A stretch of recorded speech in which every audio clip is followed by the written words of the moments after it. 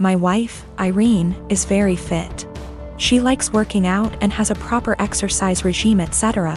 She believes that if she feels good, she looks good, and she feels good working out, so who am I to stop her?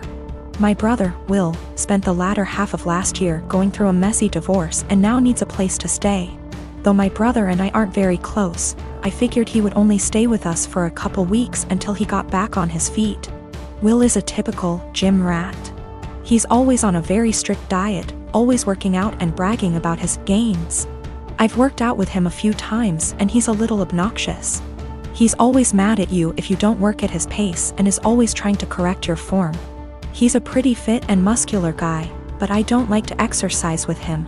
Will has been pushing Irene to work out with him because, according to him, she won't be able to keep up with him. Irene mostly just shrugs him off with a laugh and tells him she would love to work out with him. Irene works out in the mornings, 3 times a week, and then does a run in the evening. But she's been busy this past week and hasn't been able to stick to her usual schedule. Will thinks that she's making excuses because she doesn't want to be embarrassed by him. Again, Irene just laughs him off. About 2 days ago, Irene and Will went on an early morning run. I didn't go with them, but the first thing I heard when Will entered the house was, "The only reason I couldn't keep up with you, Irene, is because you were sweating too much." I found this extremely comical, and kinda just laughed him off. Irene rolled her eyes and went to take a shower, so I thought that the conversation would die. However, Will just kept bringing up my wife's sweat. My wife went to work and he told her to make sure she doesn't sweat through her clothes, or when she called me in the middle of day. He yelled, "Tell the sweaty." I said hi. Of course, the comment aggravated me and I told him to knock it off and stop acting like a child. I thought that was the end of it, but he just kept going. By the end of the day, I was tired of his comments, but Irene seemed rather unfazed by them. When she served him food, he made a comment about her sweating into the food. At this point, I was at my wit's end and I told him to stop acting like a slow, referring to his running pace, loser, and eat his food. Will, of course, got angry, and said the only reason he was going slower than usual was because he was distracted by my wife's unhygienic sweat. Irene looked a bit offended by this, and I told Will that I would kick him out if he made another comment like that. He's been super pissed ever since. I jokingly told this story to a mutual friend and they agreed with Will. Maybe I shouldn't be so harsh. I didn't expect this amount of responses.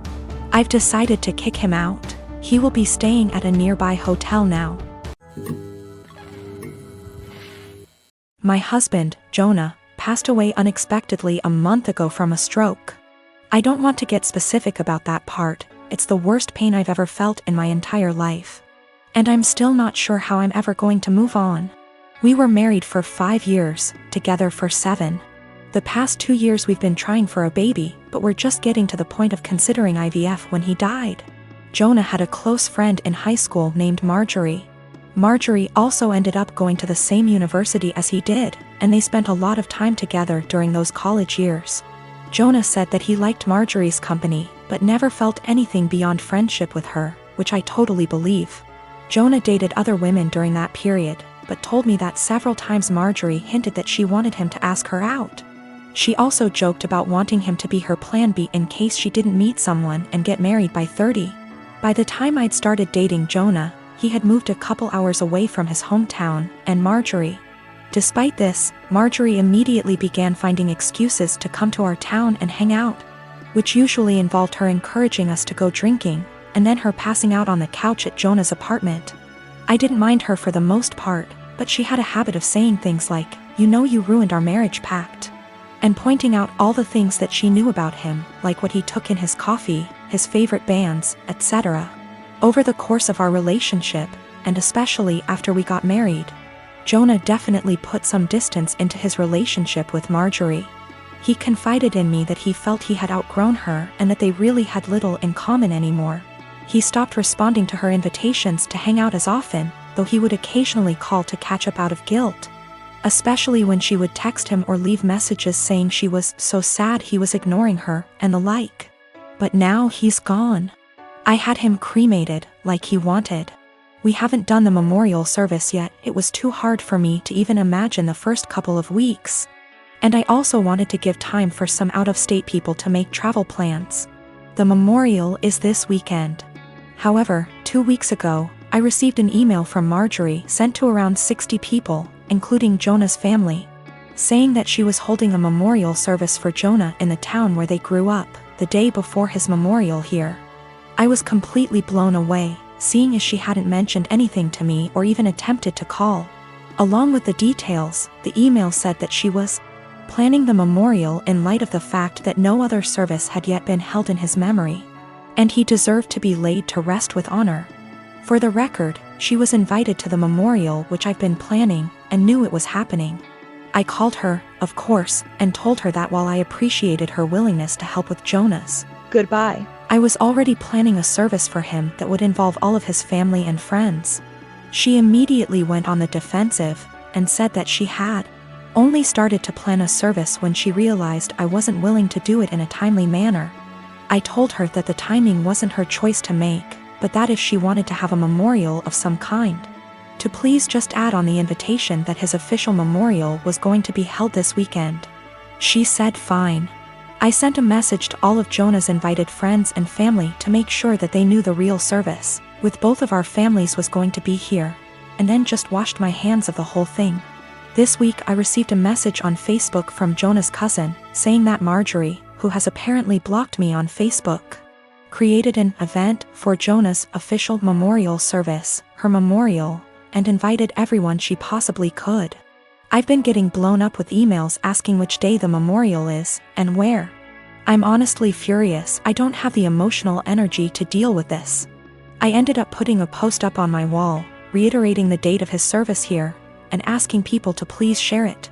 Thankfully, I think the older members of the family don't use Facebook or email very often, so most of them haven't been confused, but a lot of people now think that Marjorie's service is the real one.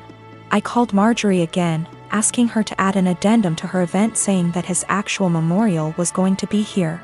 She told me that Jonah would have wanted it this way, and that if I couldn't appreciate her efforts, I wasn't invited to say goodbye to Jonah. I told her that was fine, seeing as I'd already said goodbye to Jonah when I held him as he died. She hung up. Apparently she's now spreading information to her mutual friends with Jonah, saying that he was planning on leaving me because I wasn't able to conceive. She also said that we had approached her to carry a baby for us, all absolute lies. His cousin sent me a screenshot of a text where she said that Jonah always thought we would have the cutest baby together, and that angry widow doesn't understand how much he wants children. I'm at a loss as to what to do. I don't care what she says about me, but she's now tarnishing my husband's memory, especially saying that he wanted to divorce. Jonah would never have left me, and anyone that knows him at all knows that we were committed to each other above all else. I need to figure out how to tell this woman to off without encouraging her to spread more lies. And I also want to just forget the whole thing and crawl in bed and never get up again. I have a sister who has a husband who is the poster child of weaponized incompetence. They have 4 kids and she's pregnant. My sister works a full-time job, 40+ hours a week, cleans her entire house, cooks, takes care of all her children without him doing anything. It is seriously mind-blowing that she wakes up at like 4 a.m., cooks breakfast, does chores, gets all of her kids ready for school, takes them all to school and daycare, and all he does is stay home and work. And when his kids get home, after my sister picks them up, of course, he will play with them for a little and play video games until he falls asleep. She actually makes more than him. My fiancé and I had to stay with them for 6 weeks while our home was being renovated, and since we both WFH, we helped her, and it is amazing how much happier she is when she has help. I helped with the kids, and my fiancé even drove her to doctor's appointments. Her husband literally only acknowledges he is a parent when his family is around, then he is a God-fearing, hard-working father of 5. He is the one that wanted more kids. She wanted to stop after her last baby, but he needed more boys. I am seriously concerned not only for her, but her kids as well, because now her oldest is seeing what's happening and trying to help, but my sister is prideful and refuses to let her child do anything. Me and this man have never gotten along. He's been acting like this since their 8-year-old was born. I've tried talking to her about leaving, but she doesn't want her kids to grow up in a broken home. And unfortunately, her experience with our parents' divorce was completely different than mine, so she doesn't understand that a divorce would benefit her kids here because she thinks they need their mom and dad together. Cut to this past weekend, her and her husband threw a pre-Thanksgiving potluck where our entire family plus his was there. I stayed with my sister a few days before because I knew he wouldn't help. So we're at dinner all talking, and I mention we are trying for a baby, and my brother-in-law makes an offhanded comment to him about how hard fatherhood is. And I snapped and said, like you would know. He looked taken aback and asked me what I meant, and I unloaded on him, calling him a pathetic excuse for a man who makes my 8 months pregnant sister do everything for their family. I went off for a solid 10 minutes and he sat there shrinking in his seat. I left. Last night my sister called me and thanked me for standing up for her and told me she appreciated me. Although today I got a very nasty text from him telling me I'm a terrible person, and because I lied in front of his family, his mom is angry at him and is moving in with them to help her out, and I've made him the laughingstock of his family. He certainly thinks so. I'm 15 years old. I have a stepsister who is a couple years older than me, and she is really seriously disabled. I'm not sure what's wrong with her because no one ever wants to discuss it with me, but she's nonverbal, breaks her bones a lot, and has severe epilepsy and will have many fitting episodes. She also doesn't understand stuff. That's probably the easiest way to put it. She's just a human body with nothing inside. She's my stepmom's daughter. My stepmom married my dad 3 years ago, and they dated only for a year before that. I don't know my stepmom very well, and I don't really get on with her. We are respectful to each other, but I'm basically living with strangers because she's so busy with her daughter and my dad. I am always on my own, and I used to hate it, but I'm used to it now. Ever since they moved in to live with us, life changed drastically for me because all the care now revolves around my stepsister. That's fine, I get it. But both my stepmom and my dad ask me to do things for my stepsister that I don't want to do and I resent doing. Stuff like staying home when I want to go to the mall with my friends. They're disappointed that I don't get her anything for her birthday with my very limited funds, etc. My own mom passed away when I was small, so I can't go and stay anywhere else, and all in all I'm just a lot more angry than I used to be, because they seem really disappointed whenever I say I don't want to do anything for her. Even stuff like feeding her, like I don't want to sit there feeding her banana pudding and wiping her drool. I didn't ask for this. Anyway, she recently fell a few days ago and had a seizure for 8 minutes. She was taken to hospital, and the doctors want to keep her in and look after her. I don't want to go and visit her. I remember seeing my mom in hospital before she died, and I just hate hospitals, and I sort of hate my stepsister, and I just don't want to go and visit someone who doesn't even know I'm there. My stepmom is really upset with me, and so is my dad. They haven't yelled at me or anything, but they are both being super cold towards me because I don't want to visit. My grandma, who lives in Canada, called me about the blue and told me it was okay. And I don't need to force myself to go to the hospital, so I'm assuming my dad has told her I'm refusing to go. He keeps pleading with me, but I keep telling him I'm not doing it. I told him hospitals remind me of mom, and he got even more upset and said my stepsister might die and I need to stop being so selfish towards my stepmom.